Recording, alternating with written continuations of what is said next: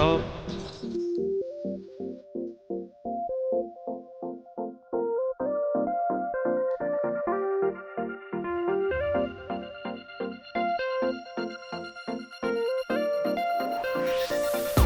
এখন মাত্র আসলাম বাজার থেকে, এসে সোজা আমি খেতে চলে গেছি।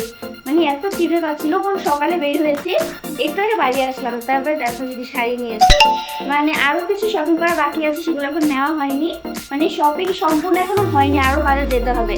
বোনের জন্য শাড়ি নিয়েছি একটা রেড আর ব্লুর মধ্যে। আজকে হচ্ছে সব দোকান বন্ধ, এখানে হচ্ছে বুধবারে সব দোকান বন্ধ থাকে।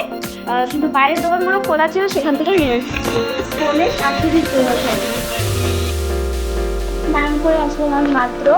আজকে মাথা ভেজাইনি, কারণ আজকে আমি যে কালকে ইন্দুলেখা তেল দিয়েছিলাম, আর শুনেছি ইন্দুলেখা তেল দিলে 2 দিন রাখতে হয়, তো তার জন্য মাথা ভেজে মাছ, প্রচুর পোশাক।